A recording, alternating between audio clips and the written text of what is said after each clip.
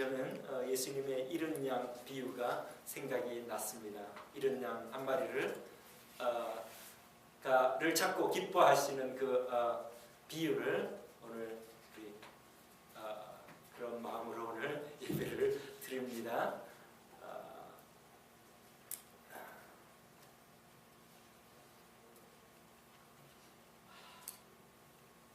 오늘 크리스마스고 또 주일입니다. 이번 주에 저는 예수님이 말이 밥을 먹는 그 죽통 구유에서 나신 것을 생각해 보면서 성부, 성자, 성령 하나님이 우리 인간을 창조하신 그 창조주가 우리 인간의 제한된 몸을 입으시고 그 말 구유에서 우리를 위하여 태어나신 것을 생각하면서 하나님의 사랑과 우리 주님이 그렇게 우리를 사랑하시는구나.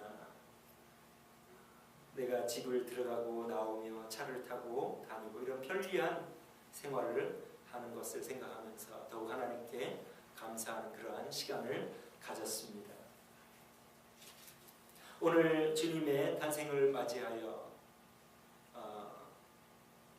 여러 가지 우리 주님이 태어나신 의미와 또 그때 일어났던 상황들을 생각하면서 그것으로부터 교훈을 얻고자 합니다.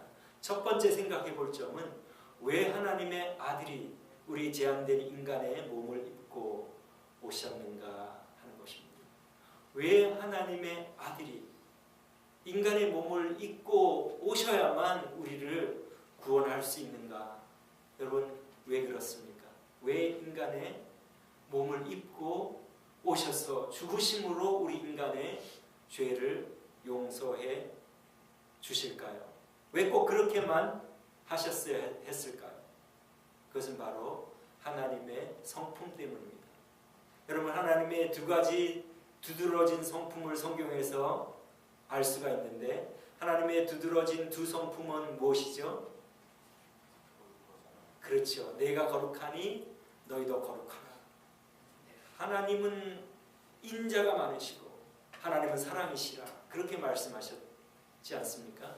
그래서 하나님의 두드러진 성품은 거룩, 이것은 어떤 죄에 대하여 정의를 실현하시는 정의라고도 말할 수가 있습니다. 사랑과 거룩, 정의, 이 두 가지 성품 때문에 하나님께서는 이 두 가지 성품을 하나님 가지고 계신데 만약 하나님이 사랑의 성품이라고 사랑의 성품만 가지고 계신다면 하나님의 나라는 어떤 나라가 될까요? 무법천지가 될 겁니다. 어떤 죄를 범해도 하나님은 사랑이시니까 다 품어주시니까 죽여도 되고 강도를 해도 되고 무법천지에 아무 상관이 없어. 하나님은 다 우리를 품어주시니까. 하나님은 또 우리가 그런 하나님이라면 그런 나라에서 우리 살고 싶지 않을 거예요. 하나님은 사랑일 뿐 아니라 죄에 대해서는 반드시 대가를 지불하기를 원하십니다. 공의의 하나님.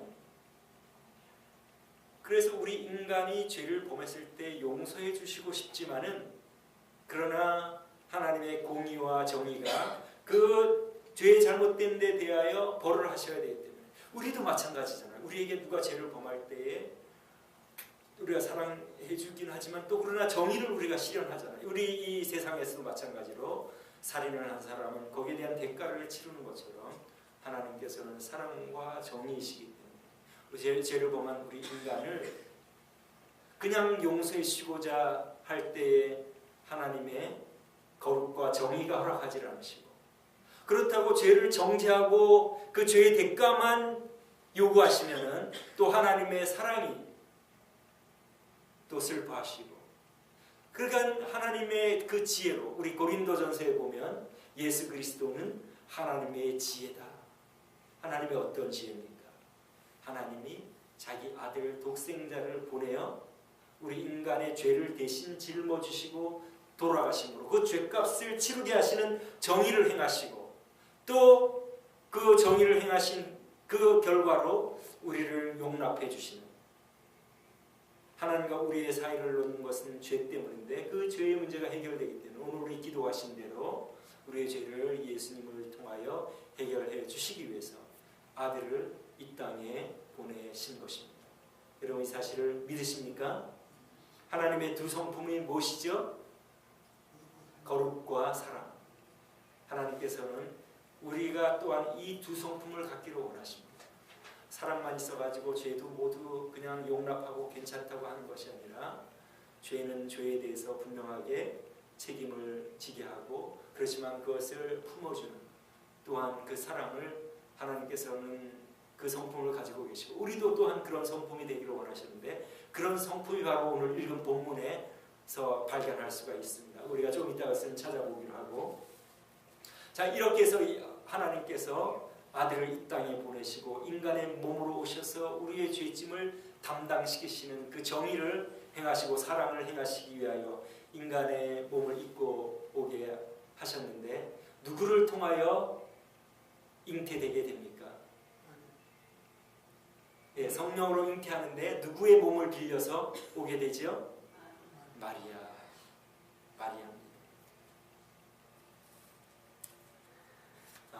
이 예수님은 남녀간의 성적인 결합으로 태어나지 않고 성령의 능력으로 잉태하신 우리 주님이십니다. 우리 계시는 집사님 처음 예수님을 믿을 때에 믿기 전에 이 얘기를 하시는 것을 우리가 잘 아는데 친척이 교회를 다녀보자고 해서 교회를 갔는데 성경을 읽어보니까 동정녀 탄생을 했다고 기록이 되어 있는데 야 이거 정신이 온전한 사람은 이거 하나님을 믿을 게 못 되는구나. 예수를 믿을 게 못 되는구나. 정신이 나간 사람만 교회를 다니는구나. 왜냐하면 이분은 명문대학을 나오고 과학도고 굉장히 이성적이고 지성적인 분이기 때문에 완전히 이거는 안 된다. 그 다음에 물로 포도주를 만든다. 이런 걸 어떻게 믿을 수가 있느냐. 그래서 교회를 안 나가게 됐는데 나중에 이제 하나님을 믿고 보니 전지전능하신 하나님을 믿고 보니 말씀으로 천지를 창조하신 하나님을 믿고 보니 동정녀 잉태는 아무것도 아니다. 하나님께서 하실 수가 있다. 그렇게 믿어졌다는 말씀입니다. 그러니까 만약에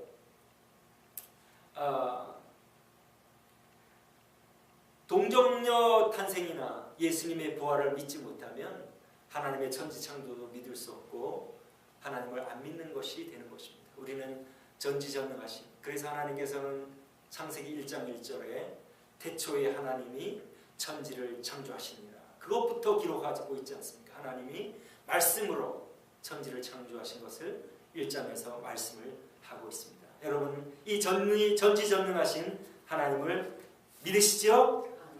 네, 우리가 믿기 때문에 오늘 이 자리에 나온 줄로 압니다. 마리아가 바로 이런 질문을 했습니다. 나는 사내를 알지 못합니다. 나는 남자와 잠자리를 같이 해본 적이 없는데 어떻게 내가 아이를 가집니까? 그렇게 질문을 했을 때 천사가 대저 하나님의 말씀은 능치 못함이 없다. 하나님은 능치 못함이 없다고 그렇게 말씀하시니까 마리아가 뭐라고 대답합니까? 주의 계집종이오니 못대로 이루어지이다. 말씀대로 이루어지이다. 그렇게 순종을 합니다. 여러분 이 당시에 마리아가 이 말씀을 순종하기가 쉬웠을까요? 어려웠을까요? 어려웠습니다. 왜냐하면 그 당시 마리아는 정혼한 상태였습니다. 이스라엘의 결혼 제도를 이해하면 마리아가 순종하기가 얼마나 어려운 그 환경이고 처지였는가를 우리가 알 수가 있는데 여러분 이스라엘의 결혼 제도 우리 개역개정 보니까 약혼으로 되어 있는데 정혼이 사실은 맞습니다. 우리나라의 약혼은 결혼도 하지 않고 결혼 신고도 하지 않았기 때문에 파혼해도 아무 문제가 되질 않는데 이스라엘의 결혼식에서는 두 단계가 있는데 정혼이라고 하는 것은 이미 결혼할 상대자를 정해가지고 혼인신고를 하는 것입니다. 마을에 어른에게 우리 이렇게 결혼하기로 했습니다. 공포를 하고 이미 법적으로는 결혼한 상태입니다. 부부 사이입니다.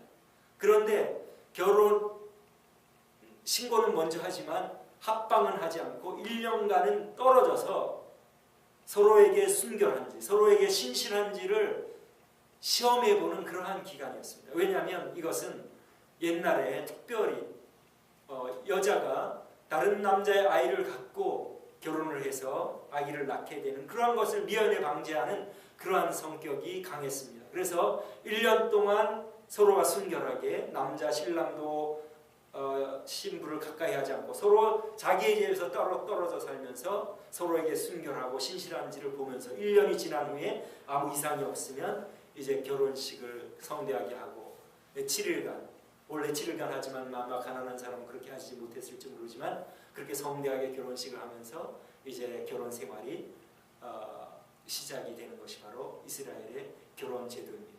그러니까 1년 동안 그 순교를 시험받는 그 상황에서 천사가 와서 잉태될 것이다 했을 때에 마리아가 아닙니다. 다른 데 좀 가면 안 되겠습니까?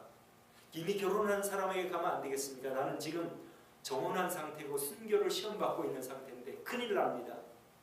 만약에 그가 거부하고 순종하지 않았으면 천사가 떠나갔을 그래 그럼 할 수 없다.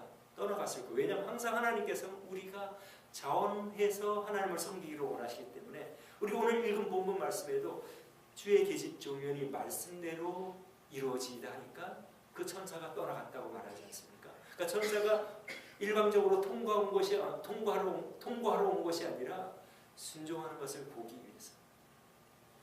그러니까 여러분들의 신앙생활은 자원하여 순종할 때에 그게 진정한 신앙생활입니다. 하나님께서 여러분들의 마음을 아시고 하나님께서 여러분들이 무엇을 하시는지 여러분들을 만드신 하나님이 무엇을 하고 있는지 다 아십니다. 하나님께서는 순종할 때만 그것이 진정한 믿음이라고 보시고 그 순종하는 자와 관계를 하시고 그 순종하는 그 마리아를 통하여 아들을 보내시는 그러한 일을 하신 것입니다. 하나님께서는 순종하지 않는 사람하고는 일을 하시지 않습니다. 관계를 하시지 않고 딜을 하시지 않습니다. 그래서 우리가 하나님을 믿는다는 것은 자원하여 순종하는 것. 만약에 마리아가 그렇게 거절했다면 그런 하나님의 아들을 잉태하고 어머니라고 일컬는 그러한 영예와 그러한 영광을 누리지를 못했을 것이고 더군다나 구원을 받았을지도 안 받았을지도 모릅니다.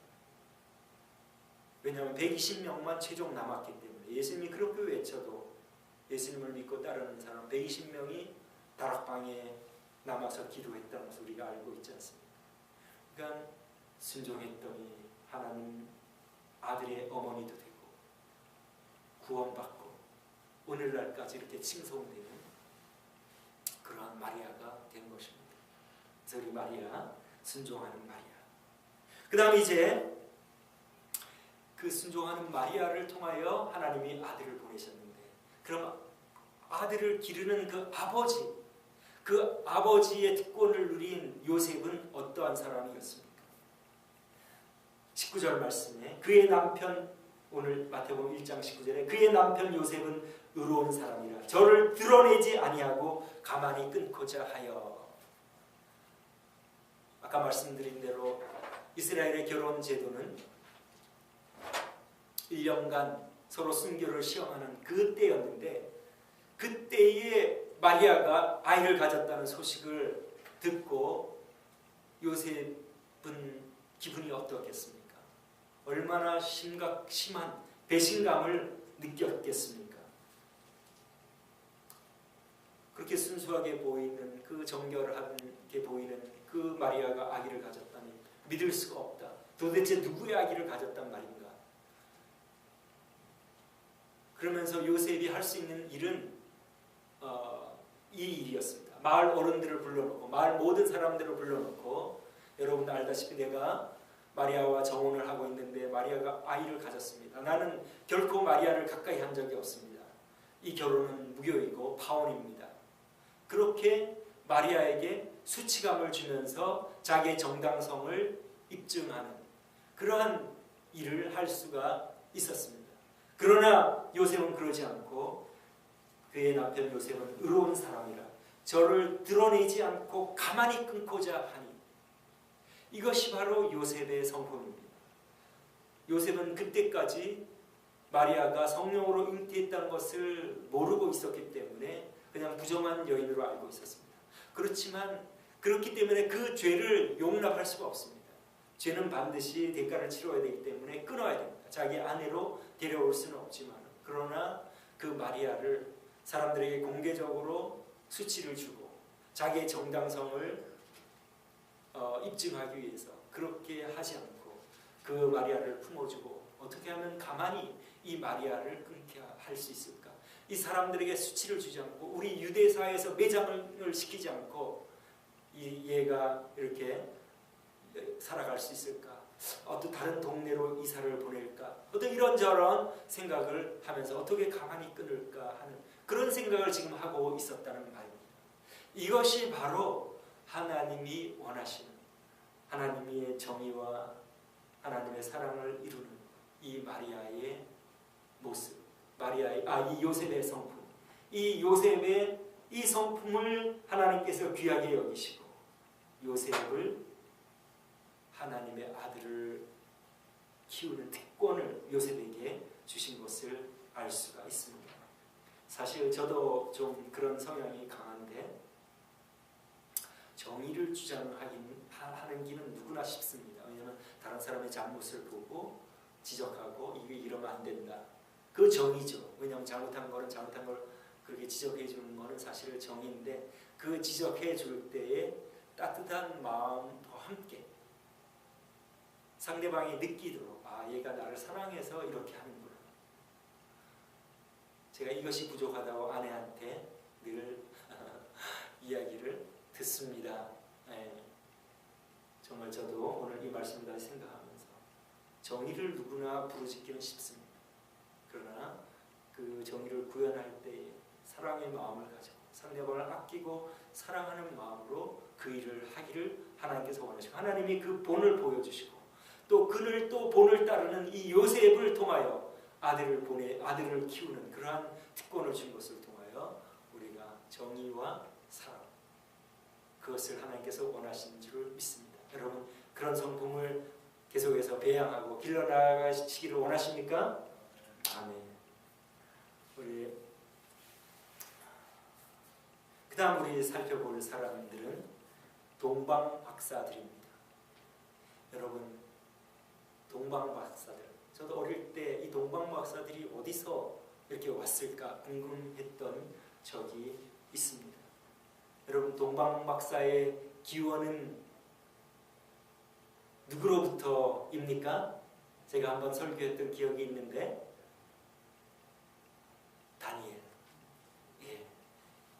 유다 왕국이 바벨론 왕국에게 망할 때에 바벨론에서 유대 사람들을 많이 포로로 잡아갔고, 특별히 똑똑한 사람들을 잡아가서 왕궁 장학생으로 만들어서 왕궁에서 모든 것을 제공하면서 공부를 시켰습니다. 그 중에 한 사람이 바로 다니엘이고, 다니엘이 막 박사학위를 땄을 때에 그 왕 느부갓네살이 희한한 꿈을 꿔서 너무 번민이 되고, 그래서 그 나라의 박사들에게, 이제 바로 박사를 딴 다니엘은 아마 물어보진 않았겠죠. 저명한 박사들을 모아놓고 너희들 내 꿈을 해석해라. 그렇게 얘기를 해줬을 때에 그들은 꿈 내용도 알아맞히지도 못하고, 그 다음 꿈을 알려주지도 않고 꿈을 해석을 하니까 알 수가 없었습니다. 그래서 이 느부갓네살 왕은 이 박사들을 모두 죽이기로 그렇게 결정을 했습니다. 근데 이 다니엘도 갓 박사학위를 땄기 때문에 자기도 죽임을 당하게 됐기 때문에 하나님께 기도했습니다. 그리고 하나님께서 주시는 지혜로 그 꿈을 해석을 하게 됩니다. 그리고 그 박사들이 죽임을 면하게 되고, 이 다니엘은 연소했지만은 박사들의 장이 됩니다. 우두머리, 수석 박사가 됩니다. 그러니까 자기 죽음에서 자기들을 건져낸 이 시니어 박사들, 나이 많은 박사들, 아주 오래된 박사들도 모두 다니엘에게 와서 너무 고맙다고 하면서 너가 믿는 그 하나님을 우리도 믿어야 되겠다. 아마 그렇게 했을 것이 분명합니다. 그 박사들이란 누구냐면 별을 연구하는 사람들입니다. 천문학자입니다. 오늘날로 말하자면 그리고 그 별을 보면서 이 세상에서 일어나는 일들을 해석하는 그러한 점성가들도 됩니다. 그러니까 옛날에는 과학과 미신을 구분하지 않았기 때문에 그 사람들을 와이즈맨, 박사라고称합니다. 그 사람들이 바로 그 사람들의 후예가, 그래서 다니엘을 통하여 자기의 목숨을 건지고 하나님을 믿기로 한 그 후손들이 오늘 이 별을 보고 예수님께 찾아와 경배를 한 것입니다. 그래서 성경은 하나라도 어떤 그냥 우연히 이렇게 되는 것이 없습니다. 모든 것을 우리가 살펴보면 하나님의 역사는 이렇게 오밀조밀하여서 이렇게 동방박사가 예수님이 탄생하실 때에 와서 경배하는 것을 볼 수가 있습니다. 왜 동방박사가 경배하는 것을 하나님께서 기록해 놓으셨을까요?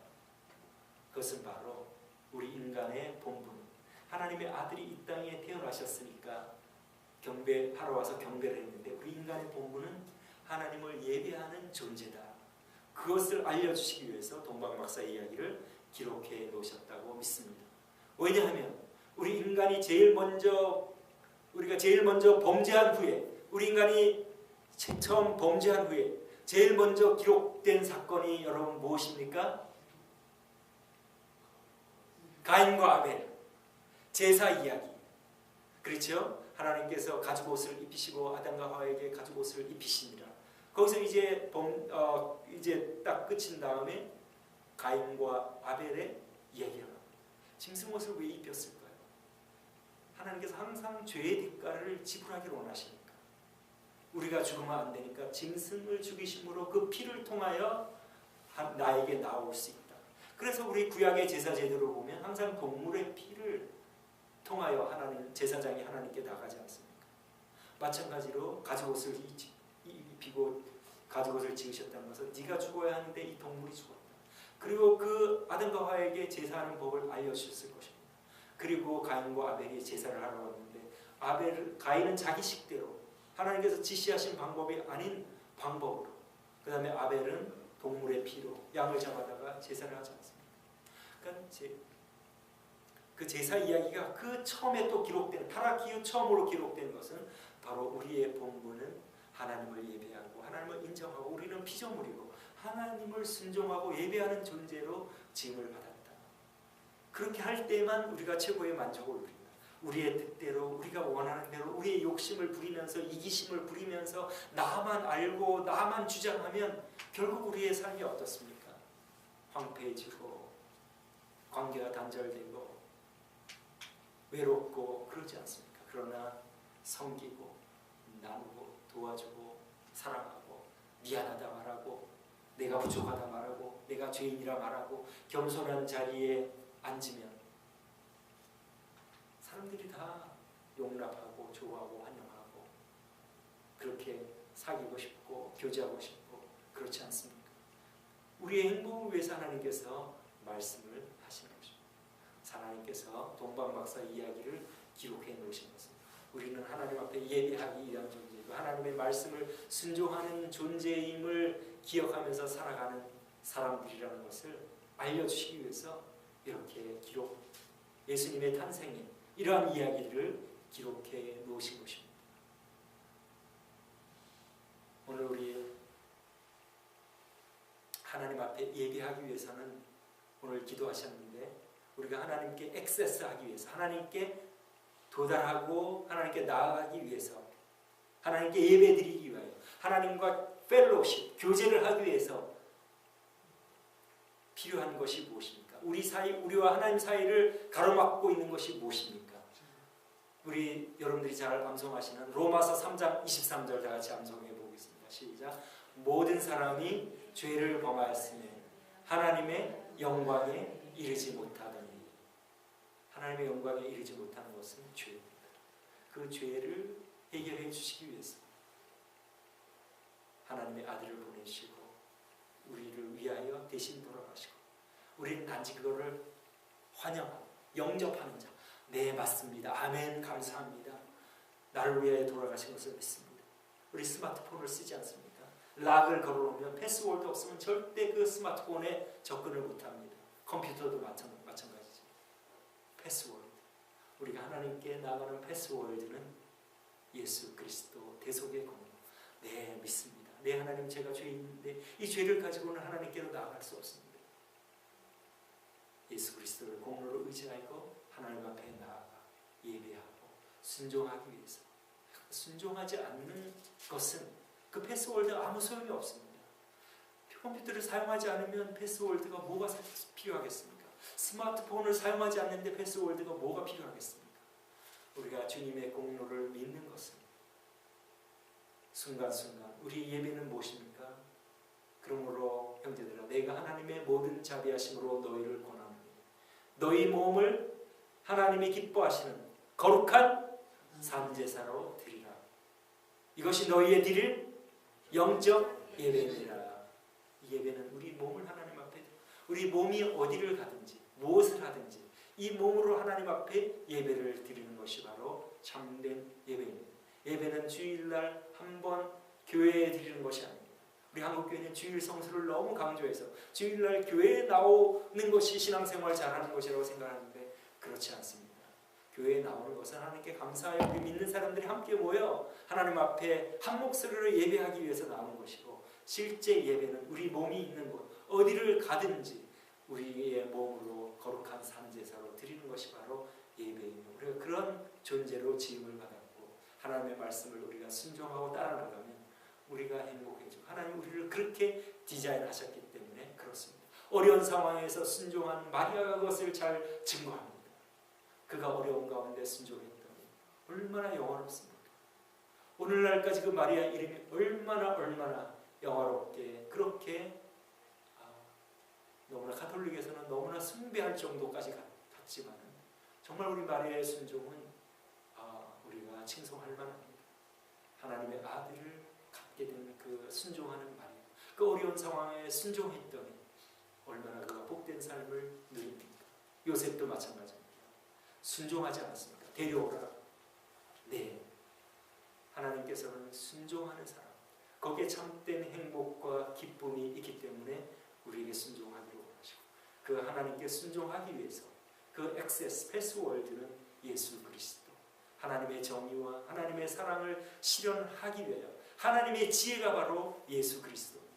하나님의 정의도 만족하시고 죄를 벌하시는 하나님의 정의도 만족하시고 우리를 사랑하시는 하나님의 사랑도 만족하시기 위해 하나님의 지혜로 예수님을 보내셔서 예수님이 이 땅에 탄생하신 날, 오늘 크리스마스 날입니다. 여러분, 이것을 기억하고 순종하고 여러분 모두 하나님의 품으로 이 세상을 떠날 때 옮김받는 사람들이 되기를 소원합니다. 여러분 기억하십시오. 우리 주님이 이 땅에서 사역하실 때 많이 남은 사람이 많이 없었습니다. 여러분, 많은 사람들이 교회를 다니지만 순종하지 않고 자기가 주인 되어 살아가는 사람은 결코 주님을 섬기는 사람이라고 할 수 없습니다. 여러분들의 생활을 여러분들이 잘 아시지 않습니까? 점검해 보면서 내가 하나님 앞에 순종하지 않는 영역들이 어떤 것이 있는가 여러분 기억하시고 순종함으로 하나님의 자녀라는 증거를 가지고 살아가시는 복된 여러분들의 삶이 되시고, 여기 있는 여러분들은 한 사람도 빠짐없이 하나님의 자녀로 하나님의 나라로 옮김받는, 이 땅에서는 하나님을 예배하고 교제하다가 하나님의 나라로 옮김받는 여러분 되시기를 주님의 이름으로 축원합니다. 기도하겠습니다. 우리 시간에 한번 나는 과연 나를 구원하기 위하여 오신 우리 예수님, 하나님께 순종하는 존재로 우리를 지으신 우리 하나님 앞에 순종하는 참된 그리스도인가? 그렇게 하지 못하는 부분이 있으면 하나님 용서해 주십시오 회개하면서 다시 다짐하는 그러한 시간 한번 우리 반주에 맞춰서 조용하게 하나님 앞에 자기를 내어드리는 그러한 시간 되시길